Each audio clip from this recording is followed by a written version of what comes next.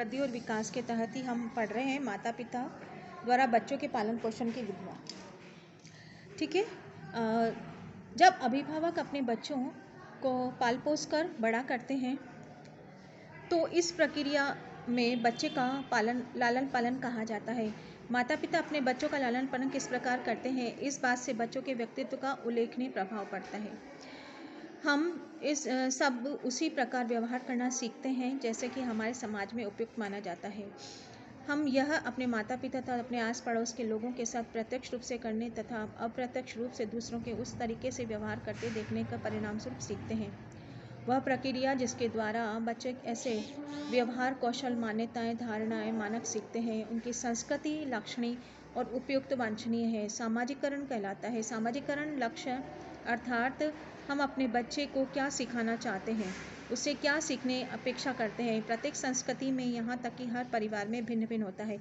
अभिभावकों द्वारा बच्चों के प्रति दर्शाए जाने वाले उत्साह प्यार स्नेह की मात्रा भिन्नता होती है। इस प्रकार हम उत्साह और उपेक्षा की निरंतरता के दो छोर माने जा सकने वाले अधिकांशतः अभिभावक इस रेखा पर अलग अलग बिंदुओं पर होंगे। माता पिता के इस अर्थ में भिन्नता होती है, वे अपने बच्चों के अनेक व्यवहारों के प्रति उनके प्रतिबंधनात्मक या अनुमति देने वाले प्रतिबंधनात्मक माता पिता अपने बच्चों पर अनेक नियम थोपते हैं और उनके सावधानीपूर्वक निगरानी करते हैं, जबकि अनुमति देने वाले माता पिता केवल थोड़े ही होते नियम लगाते हैं और अपने बच्चों पर अक्सर अपने निर्णय स्वयं करने की अनुमति देते हैं। इस प्रकार प्रतिबंधनात्मक व अनुमति दाता माता पिता द्वारा बच्चे का लालन पालन करने की एक अन्य पहलू है।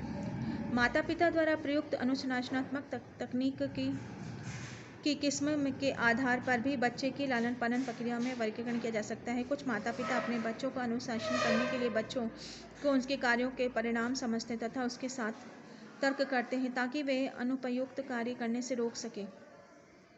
अपने अनुशासन में कठोर हुए बच्चों के साथ स्नेहमयी कोमल व्यवहार करते हैं और स्नेहोन्मुखी अनुशासनात्मक दृष्टिकोण कहलाता है। दूसरी ओर कुछ माता पिता अपने बच्चों को कोई कारण बनाए बताए ही किसी विशिष्ट तरीके से व्यवहार करने के रोकने के लिए आदेश देते हैं। वे बच्चों को धमका भी सकते हैं और शारीरिक दंड का प्रयोग कर सकते हैं। शक्ति उन्मुखी अनुशासनात्मक दृष्टिकोण कहलाता है। सामान्यतः हम कह सकते हैं कि माता पिता और देखभाल करने वाले बच्चों के उन गुणों को भी तभी डाल सकते हैं जब वे स्वयं उन्हें अपने आचरण में अपनाएं।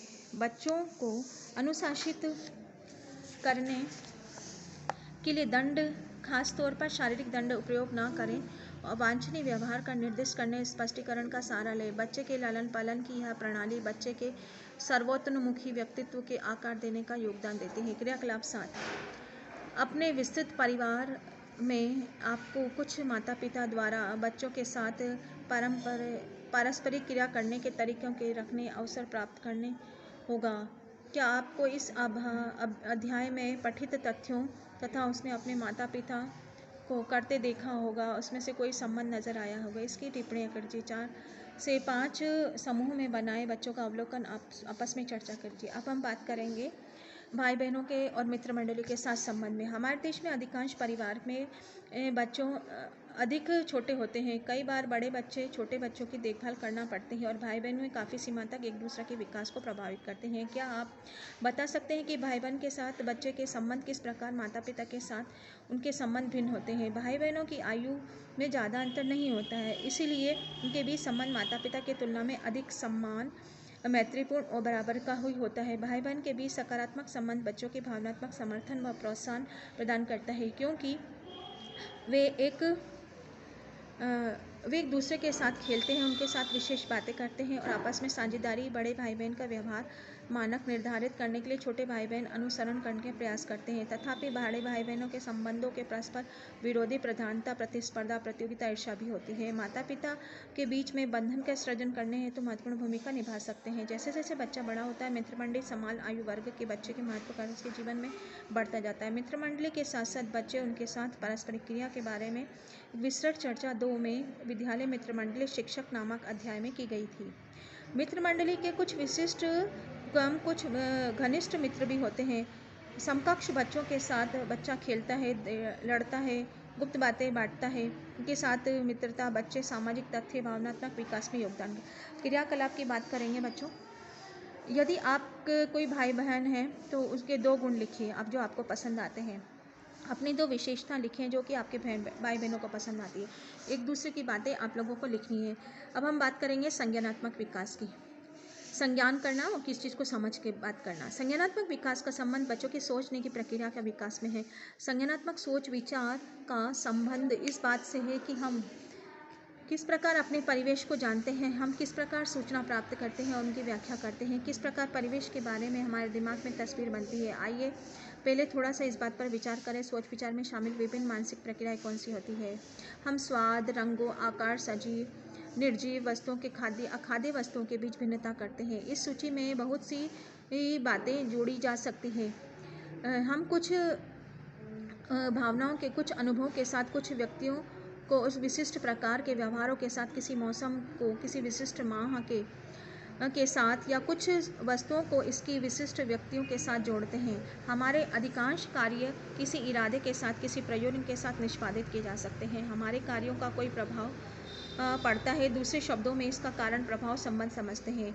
जब हम अपने विद्यालय पहुंचने के लिए अपना मार्ग बदलते हैं क्योंकि उस मार्ग में, जो कि सामान्यतः होता है, कोई अवरोध है, तो हम किसी स्थिति से निपटने के लिए वैकल्पिक तरीका सोचते हैं क्योंकि सामान्य तरीका असफल नहीं है।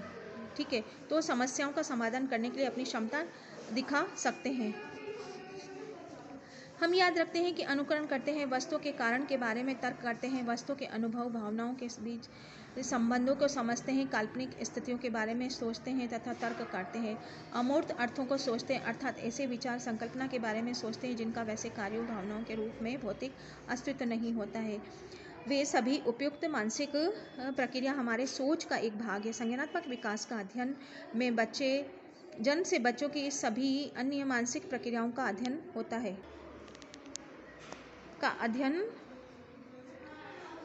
प्रक्रियाओं का विकास का अध्ययन होता है। बच्चे के जन्म के समय परिपक्वता और संज्ञान के विकास के चरणों का वर्णन जीन पियाजे द्वारा किया गया। अनुसार से बच्चों के संज्ञानात्मक प्रक्रियाओं का विकास एक सुव्यवस्थित क्रम में चरणों की श्रृंखला है। कुछ बच्चे दूसरों की तुलना में विशिष्ट उम्र के अधिक प्रगतिशील समझे, किंतु विकासात्मक क्रम सामान्यतः भिन्न नहीं होता। पियाजे के अनुसार संज्ञानात्मक विकास 4 चरणों में गुजरता है: संवेदी, विक्रियात्मक, पूर्व प्रचलनात्मक, पूर्णतया प्रचलनात्मक, औपचारिक प्रचलनात्मक। इस अनुभाग में हम बच्चों को सोच के चरण में होने वाली कुछ विशिष्ट पहलुओं के परिवर्तन करने को देखेंगे। अब हम बात करेंगे संवेदी क्रियात्मक चरण की, जो अगले वीडियो में मैं आप लोगों को इसको रीडिंग करेंगे। ठीक है।